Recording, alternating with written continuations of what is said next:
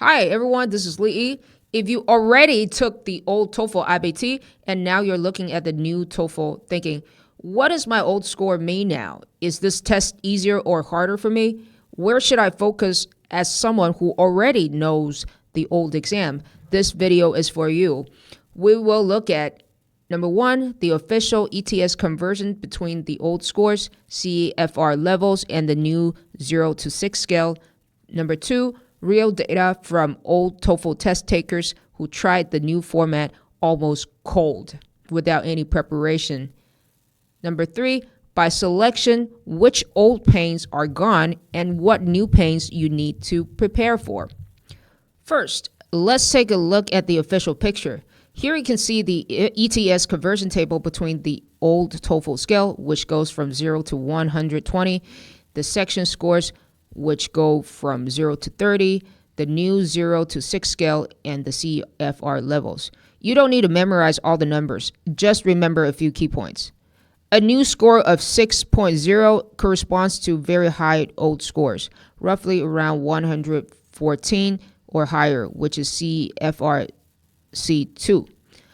A score around 5.5 to 5.0 corresponds to strong old scores in the mid-90s or above, which is CFR C1. A score around 4.5 to 4.0 corresponds roughly to old TOEFL scores in the 70s to 80s range, which is CFR level B2. All right, many universities still state their requirements in ways like this. They might say TOEFL 100 with speaking score 26, or they might say that they need CFR B2 or C1. So step one is to use this official table to see what score band you theoretically need now if your school hasn't updated the official new TOEFL targets. Okay. Now let's look at what actually happened when old TOEFL takers walked into the new format with almost no extra preparation. Let's look at the background of these participants of my research. All 7 test takers are from Taiwan. They had already studied for more than 2 months for the old TOEFL and knew the exam very well. They can hold conversations and talk about academic topics, but like many East Asian learners, they are stronger in reading and listening than in spontaneous speaking.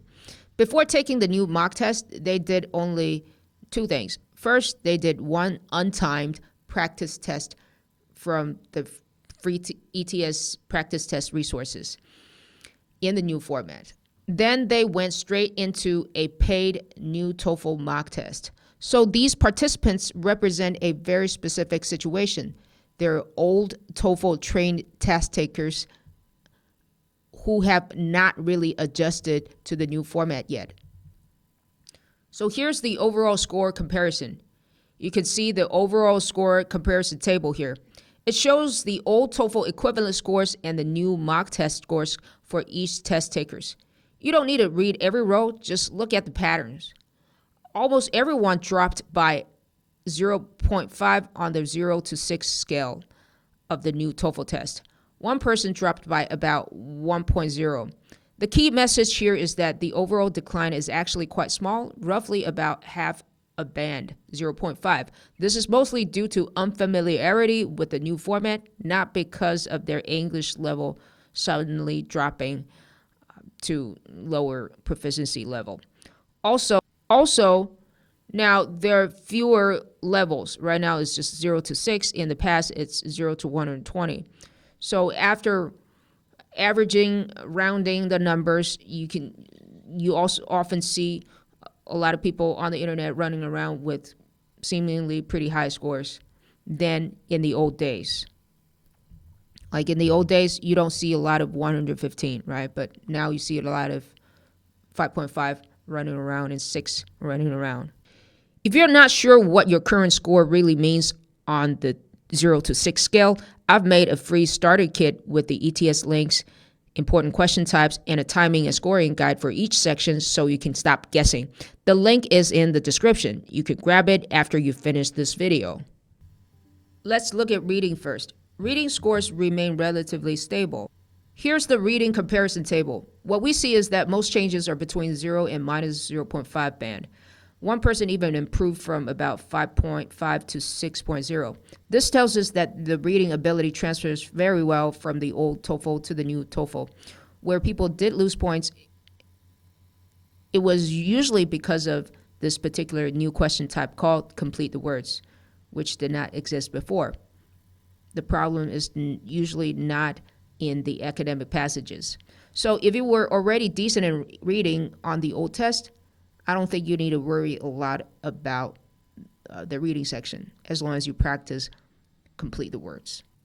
Where people did lose points, it was usually because of this particular new question type called complete the words. Okay. These questions did not exist before. So if you were already decent in reading on the old test, you don't have to worry about the reading section so much. Instead, you mostly need to practice complete the words questions, learn not to get stuck on one blank, and manage your timing. Now let's look at listening. Here you can see a little bit more variation. Some people stayed at the same band. Some people dropped by about 0.5, and a few dropped by about 1.0 band. There are two main reasons for this. First, the new test is slightly less forgiving. To get around a 5.0, you usually can only miss, say, 2 to 3 questions. Second, the timing has changed. In the old TOEFL, timing was given per set of questions. So you might have a couple of minutes for 6 questions. In the new TOEFL, timing is given per question. It's either 20 seconds or 30 seconds.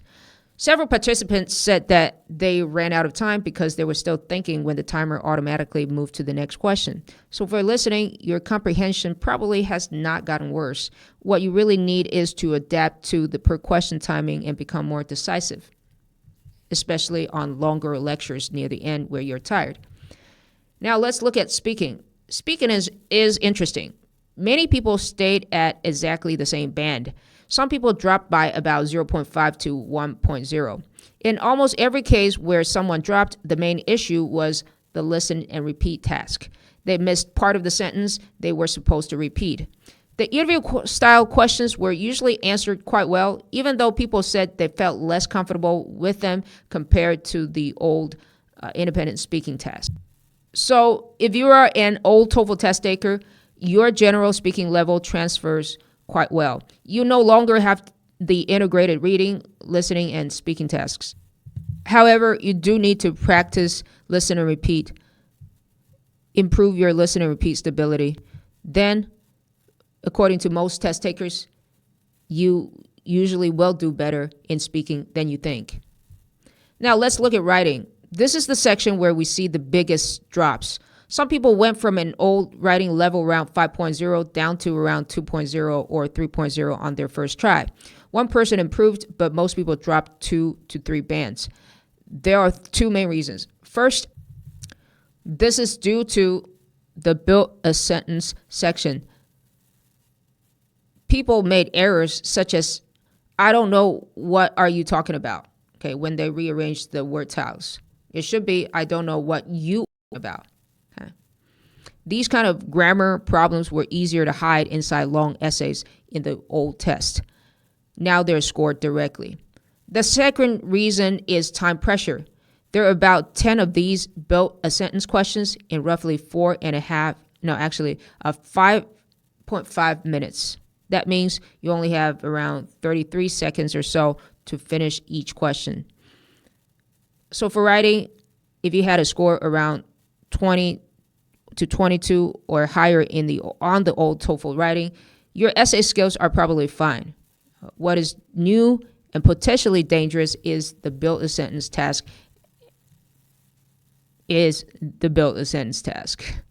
All right.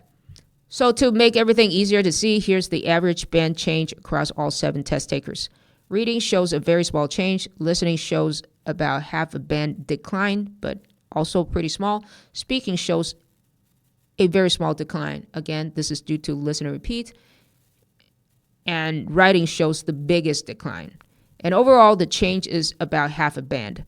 So if we summarize the focus areas, Reading is mostly stable, so focus on complete the words questions. Listening shows a slight decline, so work on adapting to per question timing. Speaking shows a small decline as well, so stabilize your performance and listen and repeat is very important. Writing shows the largest decline, but not because of writing, but because of built assent. Again, these data come from old TOEFL test takers who are not familiar with the new format at all.